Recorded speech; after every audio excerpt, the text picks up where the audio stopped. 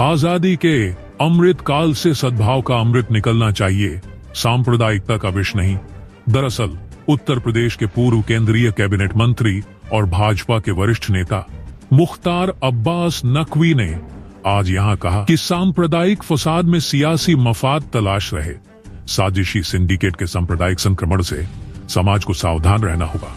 नकवी ने आज रामपुर में पत्रकारों से बातचीत में कहा कि सांप्रदायिक उन्माद की आफत को सामाजिक सद्भाव की ताकत से परास्त कर मुल्क मानवता को महफूज और मजबूत करना है। सुनिए। देखिए, सांप्रदायिक फसाद में सियासी मफाद ढूंढ रहे साजिशी सिंडिकेट के सांप्रदायिक संक्रमण से हमें सावधान रहना होगा। कुछ लोग जो है वो सांप्रदायिक फसाद में भी सियासी मफाद ढूंढते हैं। आज जो है वो देश की जो हमारी सौहार्द की ताकत है उससे हर तरह की सांप्रदायिक आफत को शिकस्त देने की ज़रूरत है। एकजुट होकर के समाज के सौहार्द के ताने बाने को मजबूत करने की ज़रूरत है। कुछ विदेशी आक्रमणकारियों की क्रिमिनल कम्युनल क्रूर करतूत की जिम्मेदारी आज की पीढ़ियों पर डालना या आज के पीढ़ी के आस्था पर आक्रमण के रूप में नहीं होनी चाहिए, बल्कि समाज में एकजुटता के साथ, समाज में सौहार्द की ताकत के साथ हमें जो है वो आगे बढ़ना चाहिए। आजकल जो है वो बहुत सवाल पूछे जा रहे हैं कि योगी आदित्यनाथ जी का डीएनए क्या है।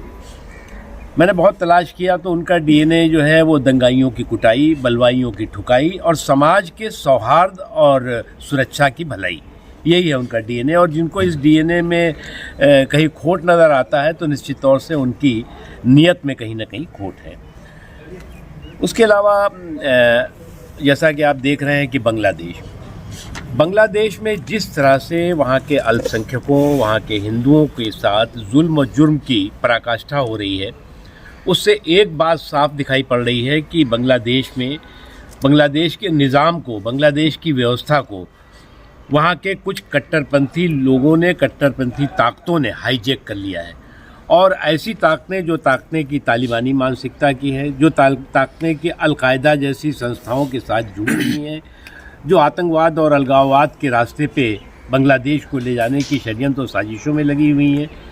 हमारा मानना है कि बांग्लादेश के लोगों का जो संस्कार है, जो लोगों की संस्कृति है, जो लोगों की सोच है, वो इस तरह की कभी नहीं रही है जिस तरह के आज के हालात और आज के माहौल में जो कुछ दिखाई पड़ रहा है।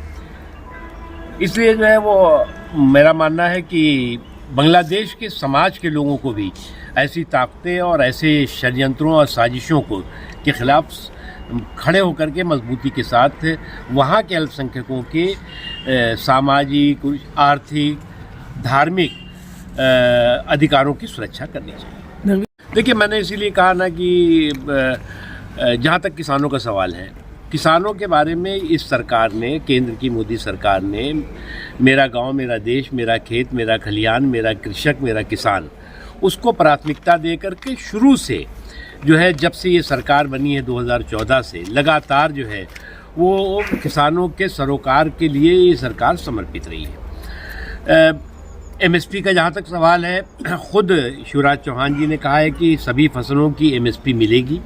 यहाँ तक कि बहुत सी ऐसी फसलें हैं जिनके कि दाम एमएसपी से ज़्यादा मिल रहे हैं, लेकिन अफसोस की बात है कि कुछ किसानों के, कुछ भोले भाले किसानों के कंधों पे बंदूक और कांस्पिरेसी का संदूक लेकर के कुछ लोग किसानों के हितों को हाईजैक करने की साजिशें कर रहे हैं। अखिलेश यादव जी ने कहा है कि भाजपा के एजेंडे में रोजगार और नौकरी नहीं है। भाजपा के एजेंडे में रोजगार भी है, भाजपा के एजेंडे में नौकरी भी है, भाजपा के एजेंडे में समावेशी विकास भी है, सर्वस्पर्शी सशक्तिकरण भी है। वो भारत के मदद से नहीं बल्कि भारतीय सेना की कुर्बानियाँ हैं। जब से 1971 से आज तक जो वहाँ का रोल था पाकिस्तान का, तो हमेशा ही एनिमी वाला रोल रहा, लेकिन बांग्लादेश तो बहुत अच्छा चल रहा था। अचानक क्या हुआ? मैंने इसीलिए कहा ना कि बांग्लादेश के लोगों की, आम लोगों की जो सोच है, जो संस्कार है, जो संस्कृति है, वो जो कुछ आज हो रहा है वो बिल्कुल उसके विपरीत है।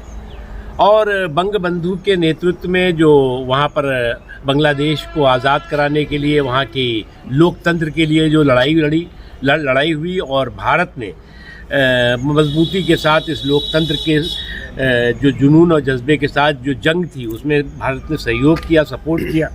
लेकिन ये जो दिन आए हैं ये बांग्लादेश के आम लोगों के कारण नहीं आए हैं, बल्कि बांग्लादेश की पूरी व्यवस्था को कुछ अलगाववादी, आतंकवादी और कट्टरपंथी ताकतों ने जिस तरह से हाईजैक किया है उसकी वजह से।